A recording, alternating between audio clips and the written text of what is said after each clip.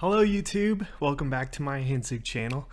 Today I have an extra intimate one, perhaps too intimate, as I show you my solution to alcoholism. And I think there's something valuable in here for all the alcoholics out there. Because alcoholism and its wake of destruction, I'm convinced it's everywhere. Do you know any family that hasn't been touched by the destructive force that is alcohol? Probably not. My channel has usually been themed after personality disorders, cluster A personality disorders, Schizoid, and Schizotypal, which I've been pronouncing Schizotypal. And I feel like I can kind of tie this all together, in the way that we're thinking about this, because there's a lot of negative self-talk that a lot of us get into, and a spiral downwards that I think sometimes you can kind of relate to, that's like alcoholism, where it's just like you're getting hollowed out.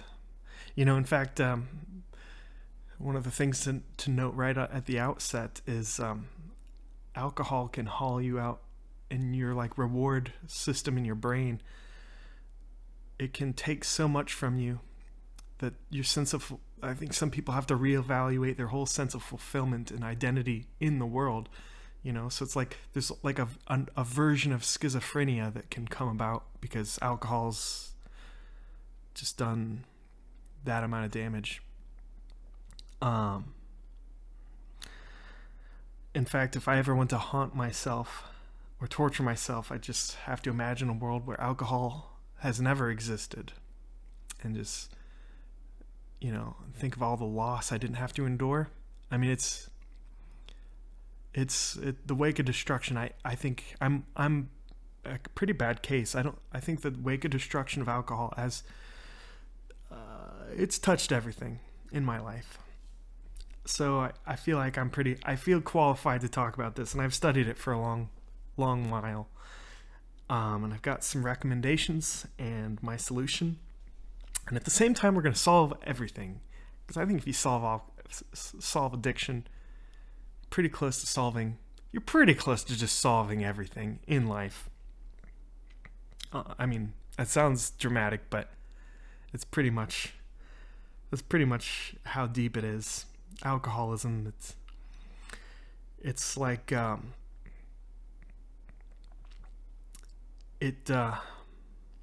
it replaces life. It can turn life into this game you're playing where you're just chasing after dopamine highs, little pools of It's like the world becomes little pools of dopamine you're just trying to score the highs from, instead of having something sustainable and healthy that you can feel good about, where you have a long life and feel proud of yourself and have highs that probably alcoholics didn't know were possible. You got to feel optimistic that natural highs can compete with alcohol, and where it doesn't, I can show you how to think of it like a math equation where alcohol, you have to give up alcohol.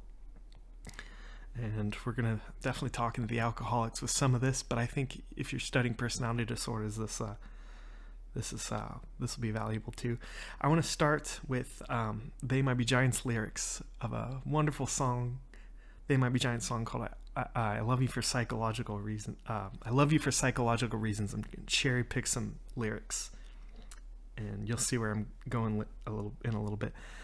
But here we go.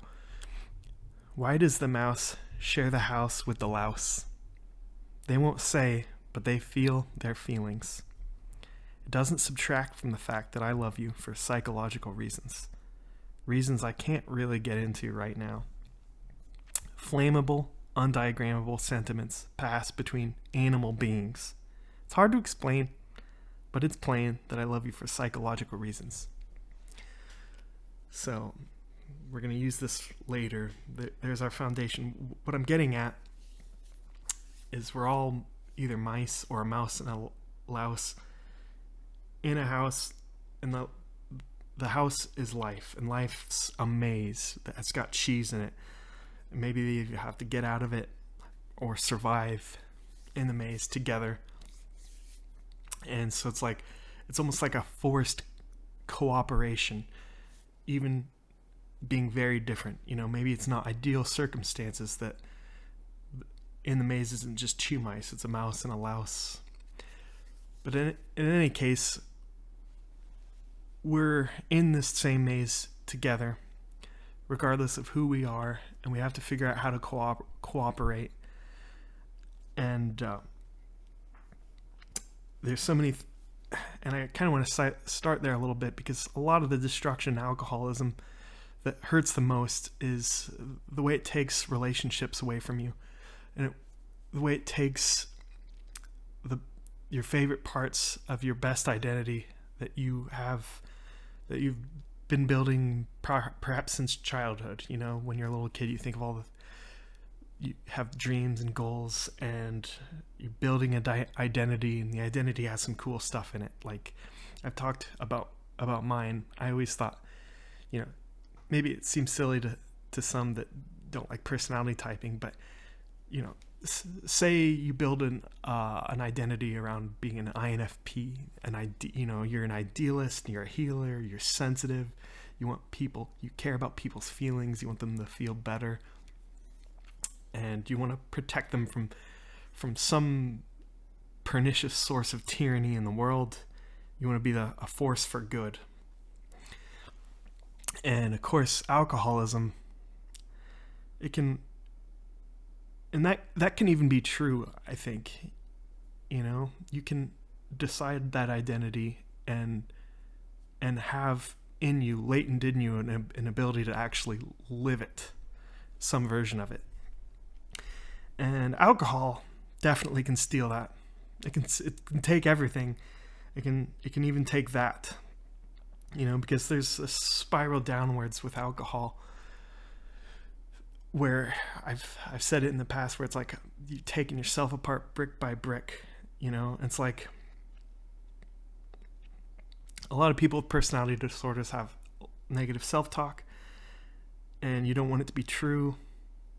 You're fighting it. You're trying to get better, but it's like everything can flip from, you can be this thing trying to protect the world from tyranny, and then all of a sudden find yourself in the role of tyrant, being this perfectly insensitive person, not helping people build themselves, not being constructive, but being a force for destruction because of our dear friend alcohol. Sarcasm.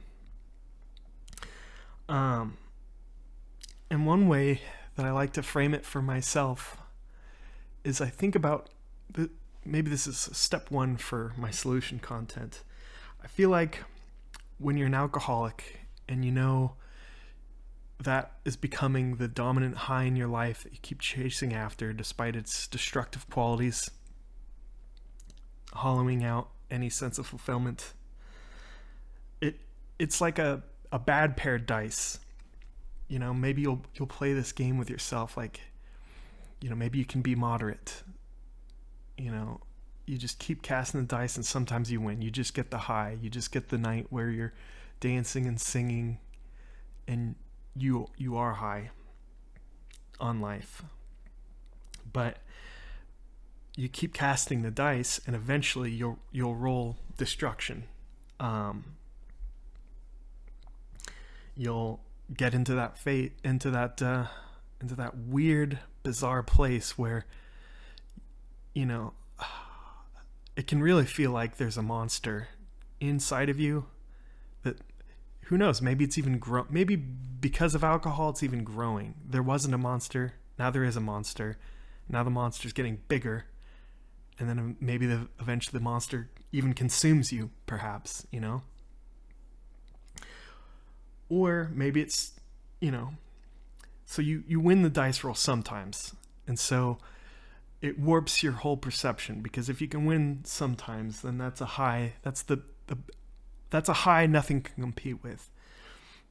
But sometimes you lose the dice roll and you black out and you enter psychosis, and things that are like little challenges or annoyances or things maybe even some stuff worth arguing about, you enter that psychosis state, and it all gets blown out of proportion.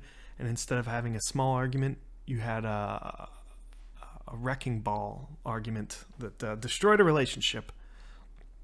And you wake up the next day, you're picking up all the debris, and you feel like it's opposite world. Like, what in the world?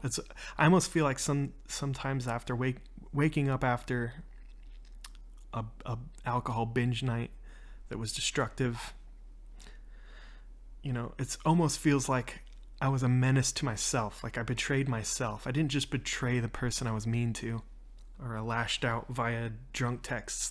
That's mine. I don't know how often people just send really nasty drunk texts that they don't even have control over at some point in their binge drinking.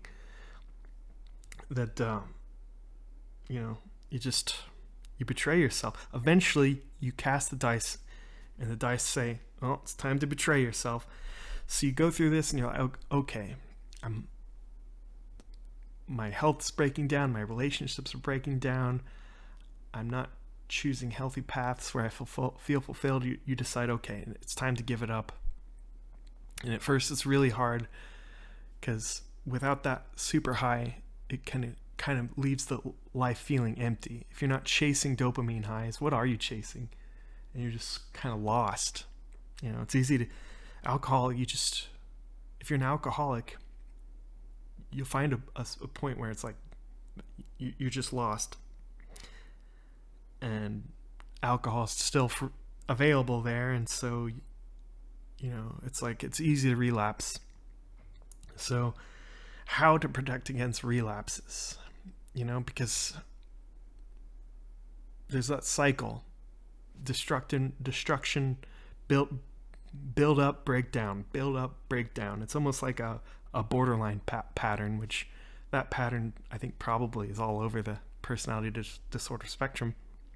Build up, breakdown. Well, in terms of processing relapses and avoiding them, I'll tell you one of the traps. There's lots of relapse traps. You can think of it this way. And one of them for me is to imagine a lifestyle where you don't have roots in anything. Let's do a dramatic one. And I'm actually going to reference a movie that I don't know the title of, and you can tell me what it is if you know what movie I'm referencing. But picture for a minute somebody who's a hitman and an international assassin. They go country to country doing hitman jobs. And that's the lifestyle they're living, and they can never get close to anyone. They're basically transient. They're getting paid a lot, but they don't have anything to spend it on except for, I don't know what, expensive booze to drown the fact that their lifestyle is completely out of control, and they don't have any roots anywhere, and the whole foundation of their life isn't like a foundation. It's just like, it's kind of like if you're an alcoholic, you realize at a certain point that because the way you live, it's like you're this international hitman. The international hitman gets into a conversation with somebody, and the person says, this person's like a healthy, adjusted person with a family and friends and a community and goals. And they say to the hitman, they're like, you can't keep living this way. If you keep living this way, all you will ever really have is what's in the contents of that wine glass, getting to the bottom of that wine glass. That's it. That's the height of life for you, and it always will be, unless you change your ways. Well, that thought has actually been a trap for me, because it's like, well, why not have a life that's like minimalized, where your needs are as simple as keeping your survival needs met and being able to have that high, just have that high minimal sense of self. And it can almost even, I can sell it to myself even as like a source of wisdom, because like I'll think about like, romanticism, having these like idealized cultural idea of love makes, so one of the things people do to themselves is they'll make themselves miserable if their love life isn't a constant fireworks display. And it's like, and they didn't have to feel that if romanticism didn't exist, right? So it's like, if you cut away enough of life, then maybe all you need is an occasional high from a drug. And there's any number, there's always ways to give yourself, there's always some weird self-talk you can go through to justify relapsing, to giving in to the drug high. We'll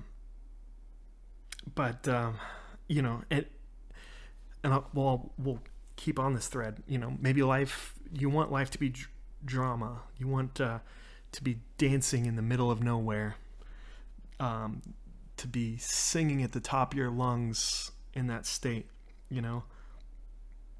or one that I had is, I had 1 week at the height of my alcoholism, where I just watched the same movie every day that week, and I would sit down to the movie, and I'd have my chicken wings. I was gonna binge a huge amount of chicken wings. I was gonna binge on every night of the week. That whole week, completely empty, other than that activity. And I guess to begin reframing that, it's like, at a certain point, you realize, if you, like, say you list all the things that you value, or that you would value, or that you care about, I can hit the point pretty quickly where I'm not doing any of those things. All I'm doing is drinking and maybe watching the same thing. It's like the world is hollowed out except for that. And it's almost feels like a fail state. And maybe you think, well, maybe that's sustainable. But of course it isn't. I got to the point where I was sure I was destroying my health. Like, I think I was probably getting... I think I'm lucky to be alive already. Like, in fact, I think... So, as of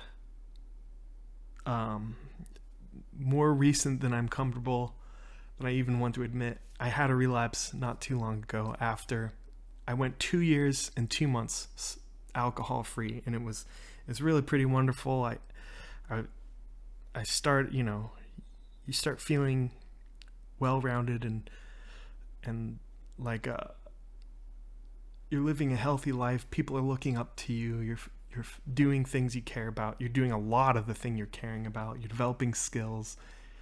And the thing that's exciting after you've been sober for long enough is you find out you don't need alcohol to dance. You don't need alcohol to sing at the top of your lungs. You don't need alcohol to feel as high as you can be. That's one thing that you need. I think it's actually one of the things I want to recommend is there's a YouTuber. His name's Kevin O'Hara. He's a guy who used to live in Ireland, and he was an alcoholic. Whole life was alcohol. And he got so desperate to get himself out of that empty, hollow cycle of alcohol that he even moved to Spain to just hit the reset button to rebuild a life full of new highs and physical health and blogging and satisfaction, free of alcohol. And what Kevin O'Hara will sell you on, and what I want to sell you on, is even though maybe you don't hit that same dopamine high, like nothing can compete, not even sex can compete with drugs when it comes to dopamine high. But it's like the highs possible without alcohol, even if they're not the same dopamine high, collectively, it's like nothing can really compete with it, especially if you start thinking about it like almost like a math equation, because like if I don't give up alcohol, I'll die. So it's like, how many highs do I get in exchange for an early death? In exchange for all that other stuff of learning and all these, let's take this example might seem pathetic to somebody, but let's say you live for video games. It doesn't, like that, what video game developers are doing, how people are expressing some creative vision, the highs you get from it, the community you get from it, the ideas you get from it. Let's say that is the best high. Let's say you live for that. It seems like maybe another version of a dopamine high, right? Because you get, you can be addicted to that too, right? But it's like you're not even doing that. I noticed at the peak of my alcoholism, I'm not doing anything I care about. Nothing I care about. I'm completely hollowed out. And it's like every time I relapse, it's like alcohol steals something from me. Maybe it's a relationship. Maybe it's making me like a less respectable member of a job team. You can even be at risk of losing your family and, of course, your life. And so you can get all that for a set of highs that's always temporary. Because the other thing to remember about alcohol is it gets you that high, but then you get new lows you didn't, it's like you're springboarding between the super low and the super high. And eventually the high is not even very good, but the lows keep getting lower. And you can try to fix that by being a little bit moderate. But if you're an alcoholic and you're prone to that downward cycle, it's the dice roll. When are you going to lose something else vitally important? When are you going to realize you just spent a whole week not doing a single thing that you care about? When does the idealist protecting humanity become the tyrant? It's really pernicious, and it's a shockingly toxic drug. It's just shocking. So let's get back into some solution content here. So Kevin O'Hara will show you how to rebuild your life and reframe your life and to be excited about natural highs. And outside of the thinking of it as a math equation, I think for me it helps to have some sort of leverage, not just impending doom, but also I feel like there's an escape. So a lot of people, when they're fighting alcoholism, somebody will tell them that they can't do it alone, so they have to go to Alcoholics Anonymous or rehab or whatever. And all those things are valuable because you hear from people playing this game with themselves, relapses and destruction. And there's so many stories like that. And maybe some people will use faith or whatever. But there's other routes. Like Kevin O'Hara, he has this huge backlog of content. You can, every single day, there's so much content he has on YouTube. He's Alcohol Mastery, or I think right, he keeps changing the name of his program, but I think right now it's Habits Unplugged. But if you type Kevin O'Hara or Alcohol Mastery, Habits Unplugged, you'll find him. There's this huge backload of content. You can feel like you're going through it with somebody and just kind of processing this animal, the chemical side of it, the lifestyle side of it, all of it. Coping with feelings of doubt, shaking yourself out when you have the little nagging voice reminding you of the high that's just a trip to a store to get a bottle of vodka away. But You know the destruction's coming, and I think for me, it wasn't just about seeing the pattern. I think, you're right at the point where you're about to lose your life and your family and another friend, yet another friend. And I think for me, I'm talking to a psychologist, and I have her sold on this as an idea. I think she'll do this with me.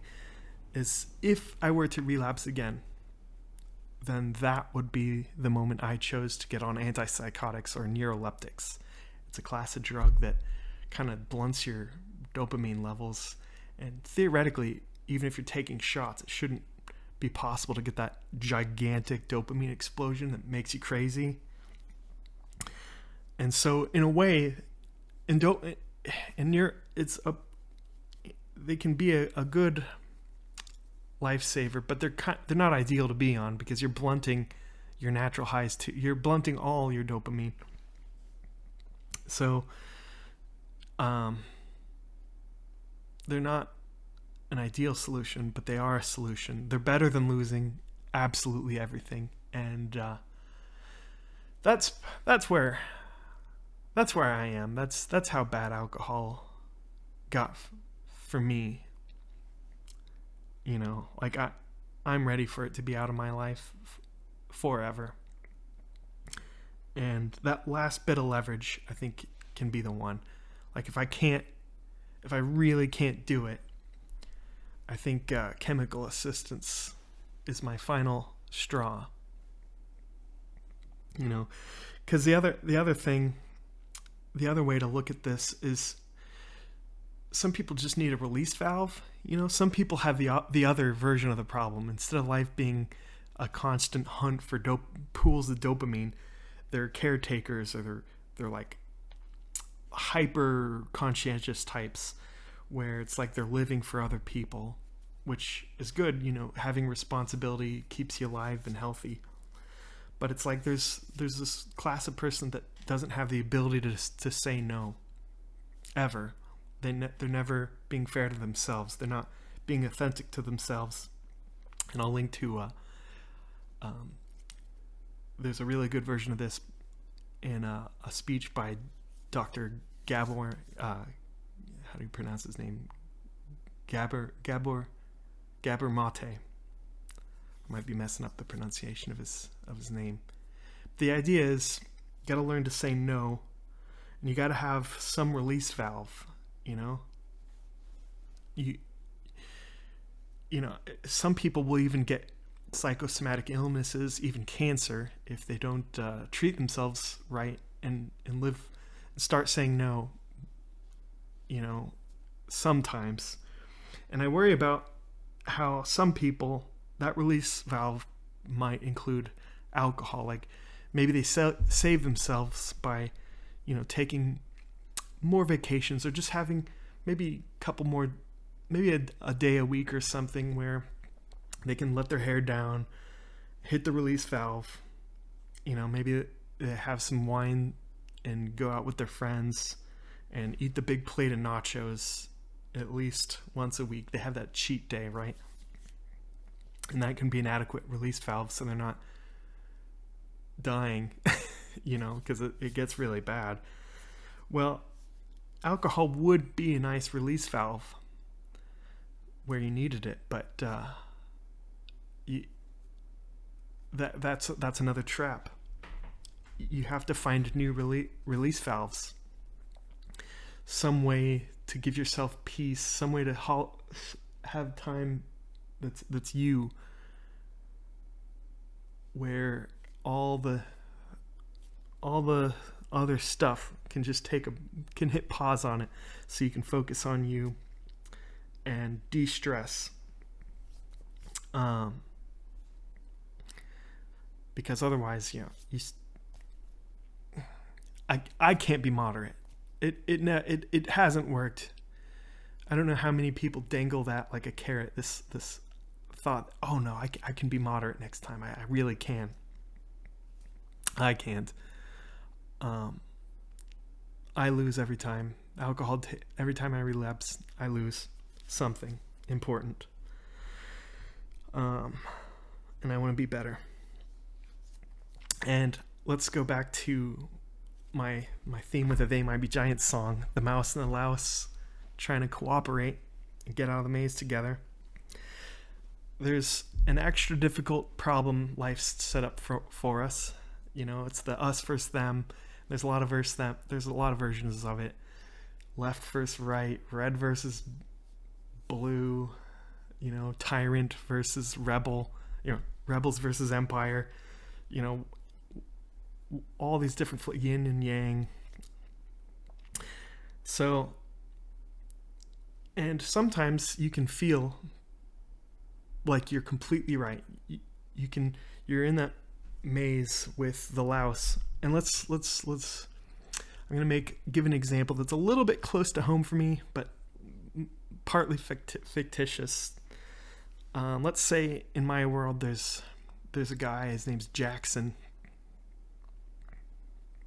And Jackson, his whole stake in the world, and your most of your relationship with him is runs a tractor that sprays crops with fertilizer or weed killer or whatever. He's just taking care of our food supply, and that's really what he is. He's just a conscientious person.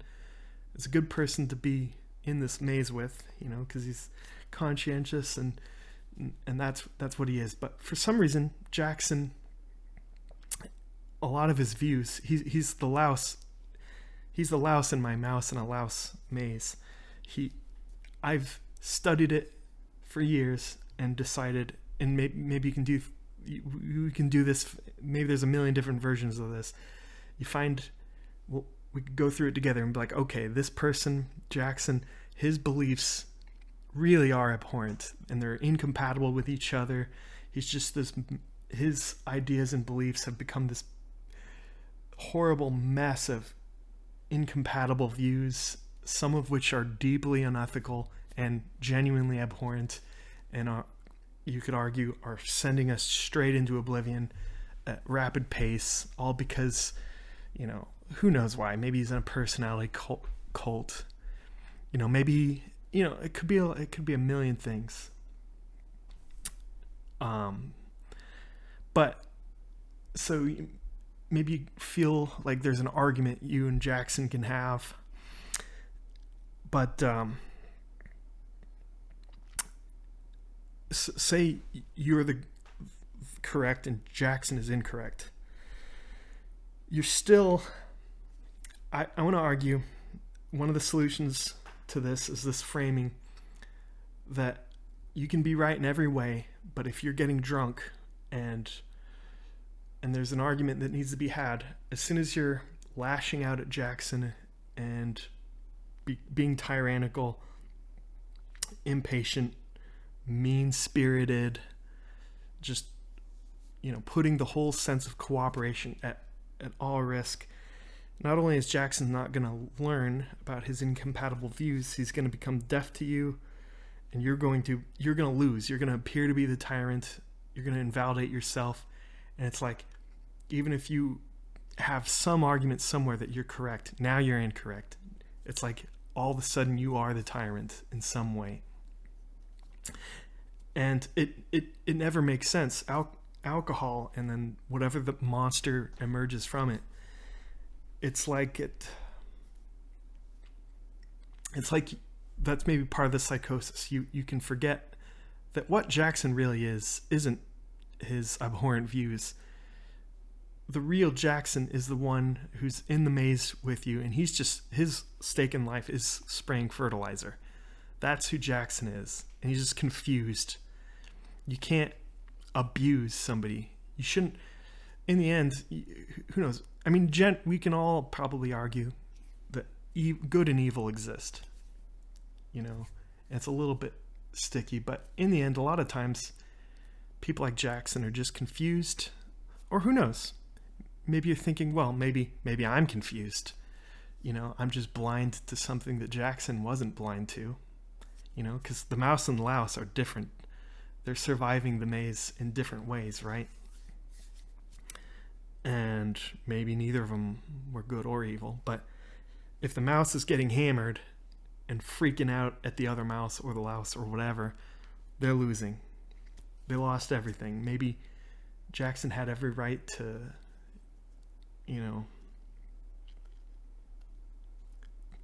like, it's a fail state. It almost kind of feels like the world is building this game of chicken that we're all playing together, but it's like a hate-based version of the chicken that wants to build a disgust response. And I want people to start using those words, disgust response.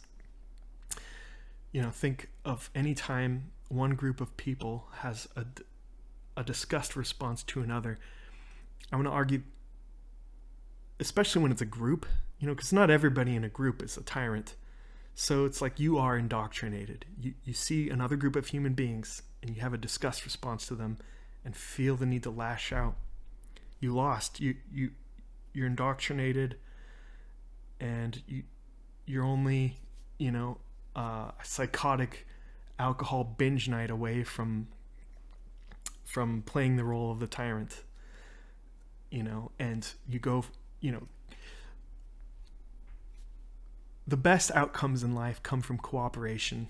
And sometimes there are real tyrants, right? But they're pretty uncommon. And we want to get through this. We don't want to play this game of hate chicken. Competition is good.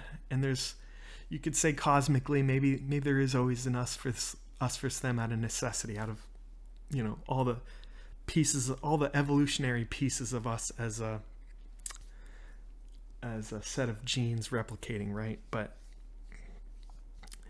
I'm sure there's ways we can resist our animal us versus them. I don't really want to think that there has to be an us versus them, even though competition is good and it's part of what makes us feel fulfilled, to be getting skilled at something and competing with people. But you probably see where I'm going with this. There's alcohol, it ruins everything. Even if I guess what I'm trying to say is, even if you're right, alcoholism will make sure that you're not right, that you're wrong. And it can give you the opportunity to feel hatred. It almost sucks that hatred even has to exist in our brains. Like, why does it even have to exist? Well, you don't want it to exist more than it has to, right? So, gotta put down the booze. Oh, goodness gracious. And I think that's pretty much where I want to be. Watch Alcohol Mastery with Kevin O'Hara. Think about your patterns. Think about if you're saying no enough. Think about your release valves. Think about what life would look like if drugs didn't exist in it at all, like alcohol just didn't exist. What does that look like? How many more friends would you have? How much more skillful would you be at something? I suppose alcohol, going through that cycle enough, can give you perspective, but you probably also have a damaged heart that didn't need to go along with it. And I don't know how people can get. That's the other thing I've talked about in the past. Is like, the other thing that sucks about alcoholism is you do the wrongs and then you eventually have to forgive yourself. And I think that's maybe just a whole nother video. Getting over the destruction when you're really going to quit, and then you're ready to rebuild, and dealing with the aftermath and getting trust back. And I want to advise, like, sometimes some relationships are just too destroyed to be recovered from. And it's not like you can hit the reset button an infinite number of times.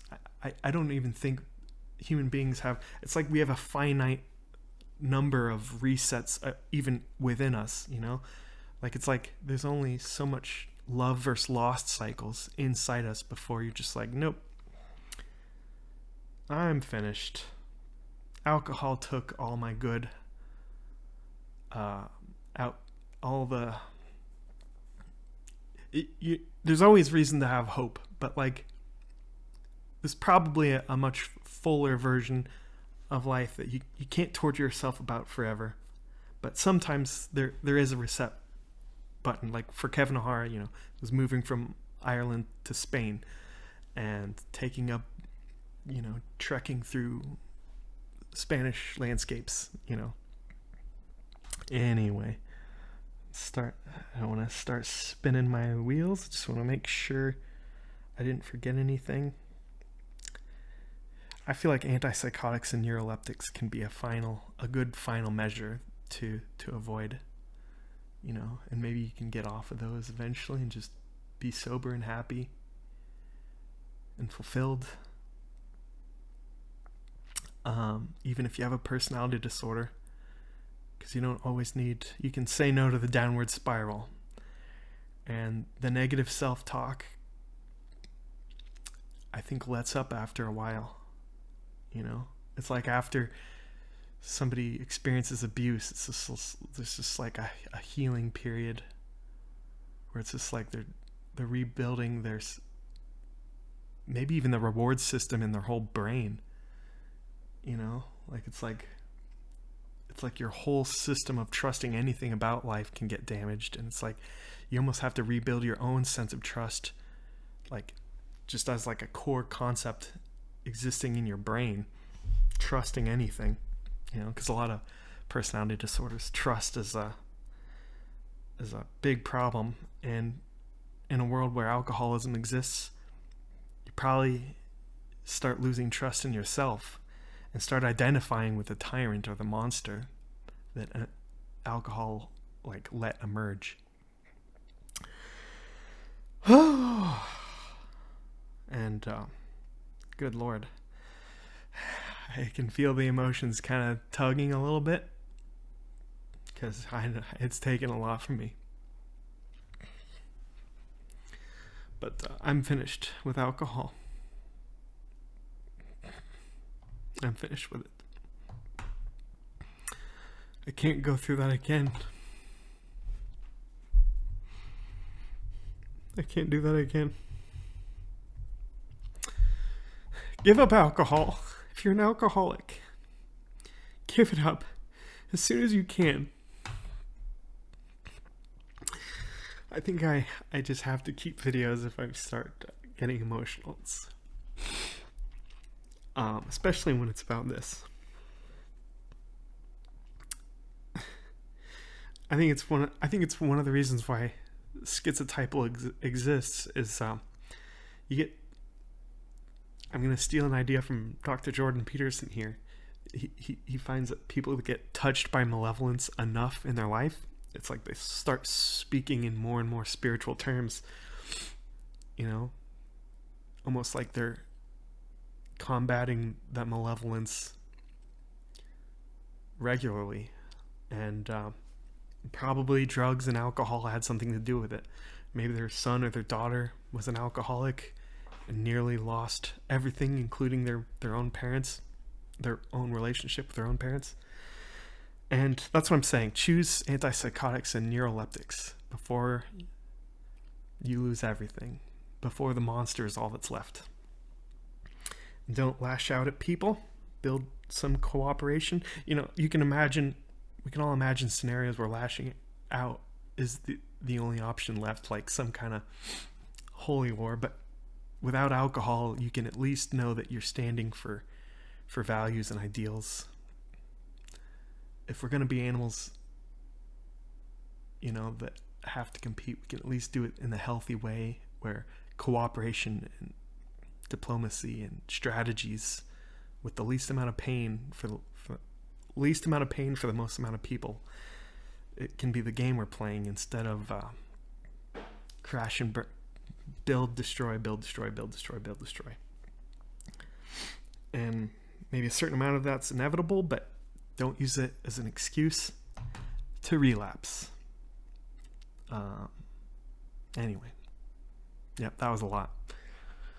Thank you, friends. Also, quick note about my channel. I know it's really annoying that I don't post more. I'm trying to be more regular, but as consolation, join us on Reddit. There's a subreddit called r/Schizotypal.